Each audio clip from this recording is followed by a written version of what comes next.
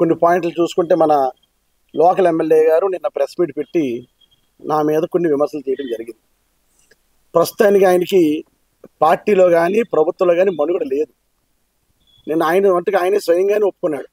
నా మాట ఆఫీసర్లు వింటలేదు, నాకు ఎవరు సహకరించట్లేదు, బీజేపీ జనసేన తెలుగుదేశం కలిపి గెలిచాం కాబట్టి నా దగ్గర పనులు అవ్వకపోతే జనసేన దగ్గరికి వెళ్తున్నారు, జనసేన దగ్గరికి అవ్వకపోతే బీజేపీ దగ్గరికి వెళ్తున్నాను, నా పరిస్థితి అసలు బాగోలేదని ఆయనే ఒప్పుకోవడం కూడా జరిగింది.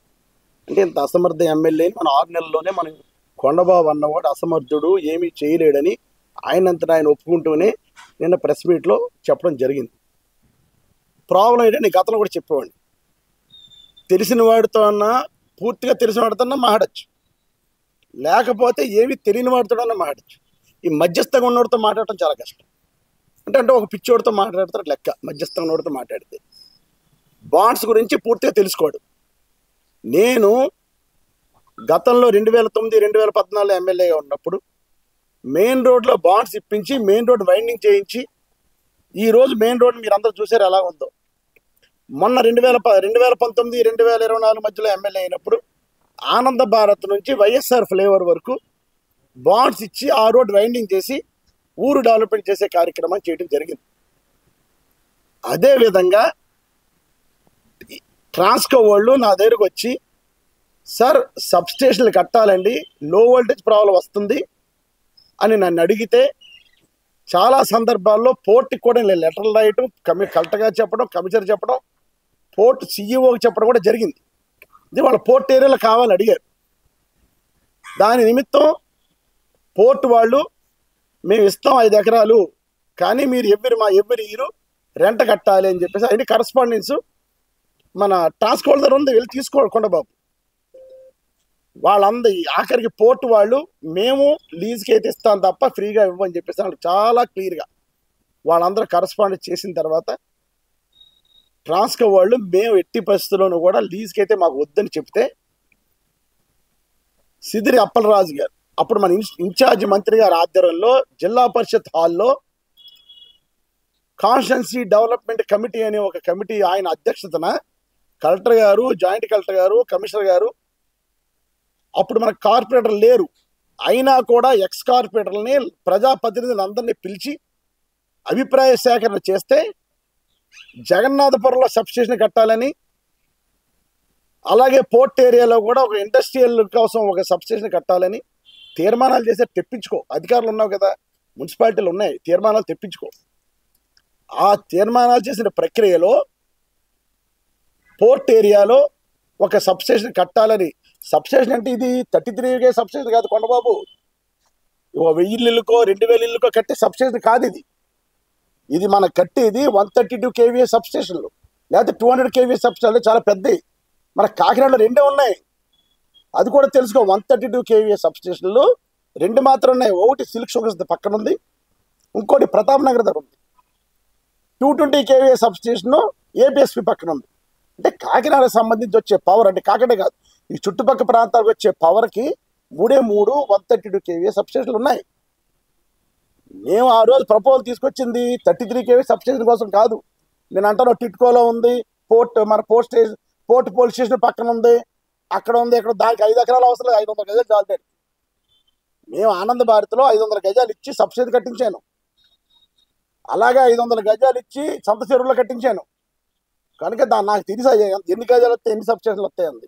5 ఎకరాలు దానికి అవసరం. 5 ఎకరాలు దేనికోసం అంటే 132 kVA సబ్స్టేషన్ కానీ 200 kVA అంతకన్నా పై కట్టడానికి కోసం 5 ఎకరాలు తీసుకున్నాం. దీనికి నువ్వు ఏదో అయిపోయింది అంటున్నావు. ఇండస్ట్రీస్ రావద్దా?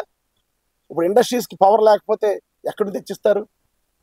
దీనికోసమని దృష్టిలో పెట్టుకుని కాకినాడ సప్లై మొత్తానికి 3 132 kVA సబ్స్టేషన్లు ఉన్నాయని 4వ దానికోసం మేము ప్రపోజల్ పెడితే పోర్టు వాళ్ళు ఇవ్వమని చెప్పి రెంట్కైతే ఇస్తామని చెప్తే దానికి వాళ్ళు సమ్మతించకపోతే ట్రాన్స్కో వాళ్ళు బాండ్ల రూపంలో అంటాడు, కాకినాడ పట్టణంలో పన్నులు కట్టిన డబ్బుతో ఇలా మళ్ళీ పన్నులు కట్టిన డబ్బుతో ప్రజల డబ్బు వృధా చేశాడు చంద్రశేఖర్ అన్నాడు. ఇందులో నీకు కానీ నాకు కానీ కాకినాడ ప్రజలకు కానీ ఒక్క రూపాయి నష్టం లేదు. ఎలాగైతే మెయిన్ రోడ్కి బాండ్లు ఇచ్చి మెయిన్ రోడ్ డెవలప్ చేశానో, ఎలాగైతే ఆనంద భారత్ నుంచి వైఎస్ఆర్ ఫ్లేవర్ బాండ్లు ఇచ్చి ఆ రోడ్ని డెవలప్ చేశానో, అలాగే బాండ్లు ఇచ్చి ఈ 5 ఎకరాల్లో పక్కన 5 ఎకరాలు మున్సిపాలిటీకి తీసుకోవడం జరిగింది. ఒకసారి అడుగు మీ అధికారుల్ని. ఇప్పుడు అక్కడ మున్సిపల్ కార్పొరేషన్ తరఫున మనం సిఎన్జి బయోగ్యాస్ ప్లాంట్ పెట్టడానికి మరి శంకుస్థాపన చేశారు. ఇవన్నీ పెడితే ఫండ్స్ వస్తాయి, మనకి సెంట్రల్ గవర్నమెంట్ ఫండ్స్ వస్తాయి. ఎక్కడన్నా ల్యాండ్ తీసుకుంటే కోర్టుకి వెళ్ళిపోతున్నారు. ఇది దూరంగా ఉంది ఊరికి, ఇక్కడ తీసుకుంటే కోర్టు సమస్యలు ఉండవని బాండ్లు తీసుకోవడంలో కాకినాడ ప్రజలకు ఏ విధమైన నష్టం లేదు. నువ్వు పన్నుల రూపంలో చెమట పొడిచిన ఏదో చాలా యాక్షన్ కూడా చూపించేస్తున్నావు. కానీ ఇందులో నువ్వు ఏం బాధపడే సందర్భం లేదు. ఇది సబ్జెక్ట్ తీసుకుని మాట్లాడితే చాలా బాగుంటుంది. ఈ బాండ్లు కూడా గతంలో బాండ్లు ఇవ్వాలంటే మున్సిపల్ కమిషనర్ పరిధిలో అయిపోయింది. ఈరోజు బాండ్లు ఇవ్వాలంటే అంత సులువైన పని కాదు. దానికోసం గవర్నమెంట్ ఒక మెమో ఇచ్చింది. ఇందులో సభ్యులు ఎవరెవరో తెలుసా కొండబాబు? ఇందులో municipal commissioner, RD officer DTP వస్తాడు, లోకల్ ఎంఆర్ఓ ఉంటాడు, అడిషనల్ కమిషనర్ రెవెన్యూ సైడ్ ఉంటాడు మున్సిపాలిటీ, లోకల్ సబ్ రిజిస్ట్రార్ ఉంటాడు, అలాగే యూడిఏ టౌన్ ప్లానింగ్ హెడ్ ఉంటాడు. అలాగే ఈ కమిటీ అంతా అయిన తర్వాత కమిటీ అప్రూవల్ చేయాలి. సబ్ రిజిస్ట్రార్ వచ్చి అక్కడ రిజిస్ట్రేషన్ వాల్యూ ఇంత ఉందని చెప్పాలి. ఎంఆర్ఓ వచ్చి ఇక్కడ ప్రభుత్వ స్థలం లేదు కాబట్టి ఇది తీసుకోవచ్చు, నా లిటిగేషన్ లేవని ఎంఆర్ఓ చెప్పాలి. ఇవన్నీ అయిన తర్వాత పబ్లిక్లోంచి ఏమన్నా సమస్య అబ్జెక్షన్స్ ఉంటాయేమో అని పేపర్ నోటిఫికేషన్ ఇవ్వాలి 15 రోజులు. ఇవన్నీ అయిన తర్వాత ownership of land, extent of land effects ఇవన్నీ చూసిన తర్వాత దీన్ని 15 రోజులు ఈ కాగితం కొండబాబు పంపిస్తాను నేను. అలాంటి అతను కావాలంటే తీసుకోవచ్చు, గవర్నమెంటే కాబట్టి. అయినా నేను మా మిత్రుల ద్వారా కొండబాబుకి ఒక కాపీ పంపిస్తానులే. దీన్ని పేపర్లో నోటిఫై చేస్తారు, పేపర్లో పబ్లికేషన్ చేస్తారు. సో అండ్ సో ప్రాపర్టీ మేము పలానా నిమిత్తం తీసుకుంటున్నాం, దీని నిమిత్తం మేము బాండ్లు ఇస్తున్నాం, అబ్జెక్షన్స్ ఉంటే చెప్పండి అని పేపర్లో పడుతుంది. నువ్వేం చేసావు? ఆ రోజు ఎమ్మెల్యే చేసావు కదా, ఆ మాత్రం కనిపెట్టలేవా? ఆ మాత్రం తెలుసుకోలేవా? పేపర్లో వేసి 15 రోజుల తర్వాత అబ్జెక్షన్ ఏమి లేకపోతే అప్పుడు గవర్నమెంట్కి వెళ్తుంది ఫైల్. గవర్నమెంట్ అప్రూవల్ చేసి కిందకు వస్తే అప్పుడు బాండ్స్ ఇచ్చారు. ఈరోజు బాండ్స్ రావడం నువ్వు 10 ఎకరాలు కాదు, ఛాలెంజ్ చేస్తున్నాను. 1 ఎకరం సంపాదించి నువ్వు కాకినాడ పట్టడానికి ఈరోజు 10 ఎకరాలు గవర్నమెంట్ ప్రాపర్టీ చేయించగలిగానని చాలా అంటే గట్టి విశ్వాసంతో ఉన్నాను నేను. ఎక్కడైనా ఎక్విషన్ చేయాలంటే డబ్బు లేదు. ఈరోజు మీ ప్రభుత్వంతో డబ్బు లేదు, ఆ రోజు మా ప్రభుత్వంతో డబ్బు లేదు. ఎక్విషన్ చేద్దామంటే బాండ్స్ రూపాయలు ఇచ్చావు. బాండ్స్ రూపంలో కాకినాడ ప్రజలకు ఏ విధంగా నష్టమూ లేదు. ఇందులో నువ్వేమో కాకినాడ ప్రజల్ని తప్పుదారి పట్టడం కోసం 500 కోట్ల రూపాయలు చెమట వచ్చి కట్టిన పన్నుల రూపంలో పోయింది అంటున్నావు. ఏం పోయింది? ఎలా పోయింది? కనుక తెలుసుకో. ఏ విధంగా మెయిన్ రోడ్ వైడనింగ్ బాండ్ ఇచ్చేసాను, అలాగే ఇక్కడ కూడా బాండ్ ఇచ్చి ఈరోజు ఆ స్థల సేకరణ చేసి 133 కాదు, 200 kVA సబ్స్టేషన్ కడితే ఇంకొక 10-15 సంవత్సరాలకి ఎన్ని పెద్ద ఇండస్ట్రీ వచ్చినా కాకినాడకి డోకా లేదు. ఆ ఉద్దేశం మీద ల్యాండ్ తీసుకున్నాం. అలాగే పక్కన 5 ఎకరాల్లోనూ బయోగ్యాస్ ప్లాంట్ పెట్టి, అంటే ఏదైతే వేస్ట్ వస్తుందో ఆ వేస్ట్ అంతా డైరెక్ట్గా తీసుకెళ్ళి అక్కడ పెడితే ఈరోజు అన్ని సక్సెస్ అయినాయి. హైదరాబాద్లోను, కరీంనగర్లోను, వరంగల్లో అన్ని ప్రాంతాల్లో పెట్టారు. చాలా బాగా సక్సెస్ అయింది. దానివల్ల ఆ ప్లాంట్ కట్టాము మేము చెబితే మనకి సెంట్రల్ గవర్నమెంట్ ఫండ్స్ వస్తాయి, పొల్యూషన్ కంట్రోల్ బోర్డు నుంచి ఫండ్స్ వస్తాయి, ఎన్విరాన్మెంట్ నుంచి ఫండ్స్ వస్తాయి. దానికోసం ఏంటంటే ఐఏఎస్ ఆఫీసర్ వాళ్ళు తెలుస్తుంది ఫండ్స్ ఎలా వస్తాయి. ఒకసారి నువ్వు కమిషన్ గారి దగ్గర కూర్చుంటే, అమ్మా ఇది కట్టడం వల్ల మాకు ఏ బెనిఫిట్లో నేను అడిగితే, నీకు ఇంట్రెస్ట్ ఉంటే అడిగితే అప్పుడు చెప్తారు. కనుక ఏదో బాండ్స్ ఇప్పించేయడం మీరేం బాధపడి దీని మీద విజిలెన్స్ చేశాను అన్నాడు. నువ్వు విజిలెన్స్ కాదు కదా, సిబిఐ వేసుకో. అంత పక్కాగా జెన్యూన్గా చేసావు. దీని మీద రూపాయి ఆశించి కూడా పనిచేసాం. కాకినాడ పట్టణ ప్రజలు బాగుండాలని చేసాం. దీని మీద నువ్వు ఆరోపణలు చేస్తే మేము పడ్డాన్ని అడిగలేము. నువ్వు ఏ ఎంక్వైరీ చేసుకోమని చెప్తున్నాను ఈ విషయంలో. విజిలెన్స్ ఎంక్వైరీలు అవుతున్నాయి, గత 20 రోజులు ఇక్కడ ఉన్నాయి. ఉంటే ఏం చేస్తారో చూసుకో. ధైర్యంగా ఉన్నారు కాబట్టి ఈరోజు నిక్కచ్చిగా పనిచేయను కాబట్టి ధైర్యంగా ఈరోజు సమాధానం చెప్పగలుగుతున్నాం. కానీ బాండ్ సంబంధించి కొండబాబుకి ఈ విధంగా సమాచారం ఇస్తున్నాను. ఇంకేమైనా కావాలంటే ఆఫీసర్లు అడిగితే ఫస్ట్ ఆఫీసర్తో మాట్లాడుకో. దీంట్లోనే ఇప్పుడు అంతా నీ ఆఫీసర్లే కదా. నేను ఎమ్మెల్యేగా ఉన్నప్పుడు పనిచేసిన ఏ ఆఫీసర్ ఇప్పుడు లేరు కదా. ఇప్పుడున్న ఆఫీసర్ నీ దగ్గర ఉన్నప్పుడు నీ హయాంలో నీ ప్రభుత్వంలో ఆఫీసర్లని అడుగు.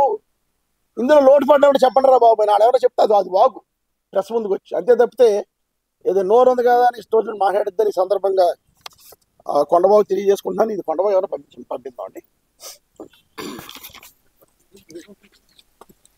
అదేవిధంగా ఇది కట్టడం వల్ల ఇక్కడ 133 kVA సబ్స్టేషన్ రావడం వల్ల ఎంత అడ్వాంటేజ్ అంటే, సుమారు ఇది 5 కోట్లు, మామూలుగా 33 kVA సబ్స్టేషన్ 5 కోట్లకి అయిపోతుందండి. ఈ 133 kVA సబ్స్టేషన్ కట్టాలి అంటే దగ్గర 100 కోట్లు అవుతుంది. ఆ 5 ఎకరాల్లో 100 కోట్ల రూపాయలతో సబ్స్టేషన్ కడుతున్నారు వాళ్ళు. పోర్ట్ ఏరియాలో సెలెక్ట్ చేయడానికి కారణం ఏంటంటే, ఆల్రెడీ హై రైజ్ టవర్స్ అన్ని కూడా జిఎంఆర్ ఫ్లోటింగ్ బాధ్య ఉంది. జిఎంఆర్ ఫ్లోటింగ్ పవర్ బాధ్య ఉంది, అది తీసేశారు. అక్కడ వరకు హై టెన్షన్ వైర్ వేయడానికి అక్కడ వరకు లైన్ ఉంది. అక్కడి నుంచి మహా అయితే ఈ సైడ్ 3 కిలోమీటర్లే. చాలా తక్కువ ఖర్చుతో, అంటే ఆల్మోస్ట్ ఒక 12-13 కోట్ల రూపాయలు మనం సేవ్ చేసిన వాళ్ళు అయ్యాం. అదే పోర్ట్ ఏరియాలో ఎక్కడన్నా ల్యాండ్ దొరికితే బాగుంటుందని ఆలోచించి ఇక్కడ సెలెక్ట్ చేసుకోవడం జరిగింది. అక్కడ గవర్నమెంట్ ల్యాండ్ చాలా ఉంది కదా అంటున్నాడు. ఎంఆర్ఓ లెటర్లు ఇచ్చారయ్యా బాబు. కలెక్టర్ గారు, ఎంఆర్ఓ గారు ఫైల్ అంతా తెప్పించుకో. కలెక్టర్ గారు ఎంఆర్ఓకి లెటర్ రాశారు. కమిషనరు కలెక్టర్ గారు రాస్తే కలెక్టర్ గారు ఎంఆర్ఓ ఆర్డీఓ రాశారు. ఆ చుట్టుపక్కల ప్రాంతాల్లో ప్రభుత్వ భూమిని ఏమైనా ఉందా అని. ఎంఆర్ఓ ఆర్డీఓ అక్కడ ఏమి లేదని ఇచ్చారు. లేదని ఇచ్చిన తర్వాత ప్రైవేట్ వాళ్ళు ఏమన్నా ఇస్తారంటే మేము తీసుకోవడం రెడీగా ఉన్నాం, బాండ్ల రూపంలో, కొనడానికి కాదు, బాండ్ల రూపాయలు అయితే తీసుకోవడం రెడీగా ఉన్నామని నోటిఫికేషన్ ఇచ్చారు, పబ్లికేషన్ చేశారు. చేస్తే అప్పుడు ఒకరిద్దరు పార్టీలు వస్తే తీసుకోవడం జరిగింది. అంత ప్రొసీజర్ ప్రకారం చేశారు. నీలాగా దోపిడీ బ్యాచ్ కింద ఎవరు చేయలేదు. గతంలో నువ్వు చేసావు. సిఏ క్రెడిట్ సముద్రం చేసిన దానికి నువ్వు ఒక సర్వే నెంబర్ 230/11 సర్వే నెంబర్ సృష్టించి చేసుకుని 45 ఎకరాలు నీ కుటుంబీకుల పేరు రాయించుకున్నావు. నేను గతంలో చెప్పిన ఇప్పుడు కూడా చెప్తున్నాను. సుమారు దగ్గరగా 47 ఎకరాలు నీ కుటుంబ సభ్యులు 11 అందరూ వనమాడోళ్లే. మరి ఇప్పుడు ఏమవుతుందో చూడాలి. వాళ్ళ గొడవలు జరుగుతున్నాయి. ఈ ప్రాపర్టీ అంతా ఒకరి చేతిలో ఉంటుందా, లేకపోతే నా పేరు ఉంది కదా ఎవరు అంటాడు. అలాంటి కొండబాబు అన్యాయం జరిగినట్టే. మీరు కొండబాబు భార్య ఇద్దరు పిల్లలంటే మరి సత్యనారాయణ గారు పెద్ద సంతానం కదా, ఎక్కువ యాక్షన్ ఆయనకు వస్తుంది. ఇందులో కొండబాబు పిల్లలు ఎంతమంది చూద్దాం, లెక్క ఇది. ఎందుకంటే మనకు వనమాడి ఫ్యామిలీ ఉమ్మడి ఫ్యామిలీ కింద నేను లెక్కేసాను 47 ఎకరాలు. ఇప్పుడు కొండబాబుకి ఎంత వస్తుందో కూడా లెక్కేసి చెప్తాను. తర్వాత చేయలేదు. కొండబాబు పేరు ఎంత ఉంది, వాళ్ళ భార్య గారి పేరు ఎంత ఉంది, కొడుకు ఇద్దరు పేరు ఎంత ఉంది చూసి చెప్తాను. మిగతా అంతా కూడా సత్యనారాయణ గారి కుటుంబం అంటే కనుక తగ్గింది. సో 47 ఎకరాలు అతను సిఏ క్రెడిట్ ల్యాండ్ని ప్రభుత్వాన్ని వినియోగించుకుని పాస్బుక్ సృష్టించుకుంటే దీని మీద ప్రభుత్వం క్యాన్సిల్ చేస్తే కోర్టుకి వెళ్ళాడు మళ్ళీ మనవాడు. నువ్వు ప్రభుత్వాన్ని అడ్డబెట్టుకుని చేసింది. ఏ రోజు ₹1 ఆశించకుండా పనిచేసినటువంటి మనస్తత్వం ఉన్నవాళ్ళు కనుక నువ్వు చేస్తున్నావు కదా, నేను కూడా ఆ టైం ఉంటాను, నువ్వు అనుకోవద్దు కొండబాబు అని. ఈ సందర్భంగా దీని సంగతి కూడా ఎలాగే ఇది కోర్టులో ఉంది, దీని సంగతి కూడా తెలుస్తాను. అలాగే నెక్స్ట్ ఐశ్వర్య గ్రాండ్ సైటు నేను బెదిరించేసి భయపెట్టేసి కొనేయని అంటాడు. ఈ సందర్భంగా కొండబాబు తెలియపరిచింది ఏంటంటే, ఐశ్వర్య గారిని నేనేమైనా భయపెట్టలే. ఒక 3-4 సార్లు బ్యాంకులో పెడితే బ్యాంకు వాళ్ళు ఆక్షన్ చేశారు. ఆక్షన్ చేస్తే అదే టైంకి హైదరాబాద్ నా పొలం మీద 58 ఎకరాల పొలం ఉన్నది, డబ్బులు ఉన్నాయి కదా అని ఐశ్వర్య గారిని కొన్నాను. అంతే నేను ఎవరిని దోపిడీ చేసి బెదిరించేసి ఎవరిని తీసుకోలేదు. నేను ఆ హోటల్ ఓనరు ఎవరైతే ప్రకాష్ అన్న వాడు ఉన్నాడో అతనికి ఎన్నప్పుడు నాకేం తెలియదు. అతను బాకీదారులు నేను ఎందుకు బెదిరించుకుంటాను, నాకు పనేటి. అతను బాకీదారులు ఉంటే ప్రకాష్ వాళ్ళు చూసుకుంటారు, నాకు సంబంధం ఉంది. ప్రకాష్తో ఐపీ పెట్టించేసి నేను కొన్నాను అన్నాడు. ఇందాకే ప్రకాష్ను కడుక్కున్నాను నేను. అలాగే ప్రకాష్ ఐపీ నేను కొన్న 6 నెలలకు సంవత్సరం పెట్టాడు ఐపీ, నాకు సంబంధం ఏముంటుంది. ప్రాఫిట్ ఉంది కాబట్టి అప్రోడ్ ఒత్తిడి చేయలేదు.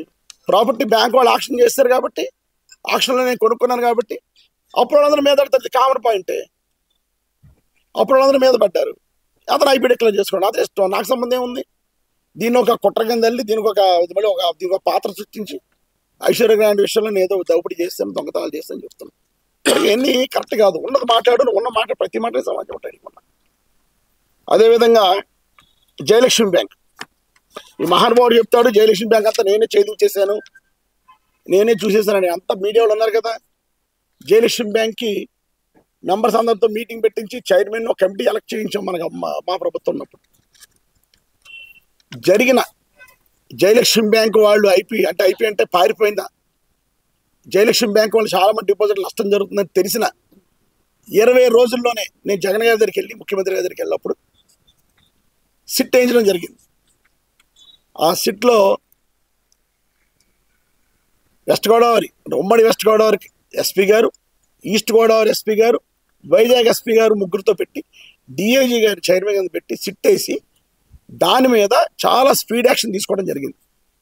స్పీడ్ యాక్షన్ చేసుకుని ఎవరికైతే డైరెక్టర్లు సుమారు 80 ఆస్తులు వాళ్ళ దగ్గర ఉన్నాయి, అంటే 300 కోట్ల రూపాయలు ఆస్తులు వాళ్ళ పేరు మీద ఉంటే వీళ్ళకి సంబంధించిన ఆస్తులన్నీ కూడా బ్యాంకే చెందాలి అని దగ్గరుండి వెళ్ళి నేను జీవో తీసుకోవడం జరిగింది. ఈరోజు అంటాడు జయలక్ష్మి బ్యాంక్ అంతా డైరెక్ట్ ఛేదించేసినట్టు. ఎవరో ఒకరిద్దరు అప్పుడు కూడా అన్నాడు, నేను ఎమ్మెల్యేగా ఉన్నప్పుడు కూడా కామెంట్ చేశాడు, ఎవరో ఒకరిద్దరు రిజిస్ట్రేషన్ చేయించేసుకున్నారు, వాళ్ళని కార్యకర్తలను లీడర్లు అన్నారు. నిజంగా నాకు తెలియదు అటువంటి నిజంగా నాకు తెలియదు. కనుక అటువంటిది ఏమన్నా డెఫినెట్గా ఎవరైతే రిజిస్ట్రేషన్ చేయించుకున్నారో వాళ్ళతో వచ్చి మాట్లాడతాం, డౌట్ లేదు. అని చెప్తే బ్యాంక్ అంతా మోసం చేస్తారన్న బ్యాంక్ ఈ రోజుకి చిత్తశుద్ధితో దగ్గరుండి పనిచేసి నిజంగా వైఎస్ఆర్ పార్టీ ప్రభుత్వం వచ్చింది ఈ పాటికి 6 నెలలు అయింది. ఈ పాటికి బ్యాంక్ సమస్య క్లియర్ అయిపోతుంది. 6 నెలల నుంచి నువ్వు ఇంకా తందాంతానా అంటే ఏమి చేయట్లేదు. కానీ చెయ్యి ఆల్మోస్ట్ నేను 70% పని నేను చేశాను, ఇంకా 30% పని ఉంది. ఆ 30% పని నువ్వు చిత్తశుద్ధితో ఉండి ఏ కమిషన్లో కకృతి పడకుండా, అందులో ప్రాపర్టీలు మళ్ళీ నువ్వు బినామీ పేర్లు కొనకుండా నువ్వు చిత్తశుద్ధితో డిపాజిట్లు అందరూ న్యాయం చేసేలాగా చేయమని నేను కొండబాబుకి ఈ సందర్భంగా తెలియజేసుకున్నాను. అదే ఆ జయలక్ష్మి బ్యాంక్ గురించి నువ్వేదో తెలిసిన విషయాన్ని 4 కట్టుకథలు అల్లి అబండాలు వేసేస్తే నేను పడ్డ రెడీ లేను. ఎవరైతే ఇప్పుడు కమిటీ ఉందో దయచేసి మీడియా వాళ్ళని రిక్వెస్ట్ చేసేది ఒకటి, ఎవరైతే కమిటీ ఉందో ఆ కమిటీ వాళ్ళు మీరు వెళ్ళి పర్సనల్గా అడగండి సార్, నేను ఏ విధంగా హెల్ప్ చేశానో ఏ విధంగా ఉపయోగపడ్డాను వాళ్ళే చెప్తారు కదా. ఎందుకంటే వాళ్ళు ప్రెస్ మీట్ పెట్టి నాకు మాట్లాడారు నాతో, ప్రెస్ మీట్ కావాలంటే చెప్తాం సార్ అన్నారు, వద్దన్నాను. మళ్ళీ వాళ్ళు ఇబ్బంది పడతారు. నేను చేసిన పనికి ప్రెస్ మీట్ పెట్టి చెప్తా అన్నారు. ఎలక్షన్లో పాంప్లెట్ కొట్టి వాళ్ళే పంచారు అందరికీ. నేను చేసిన సహకారం జయలక్ష్మి బ్యాంక్ నేను చేసిన సహకారానికి పాంప్లెట్ ప్రింట్ చేసి కూడా వాళ్ళే సహకారం జరిగింది. లాస్ట్లో మీరు అడిగితే చెప్తాను సార్. ఇది అయిపోయింది క్వశ్చన్స్ లాస్ట్లో.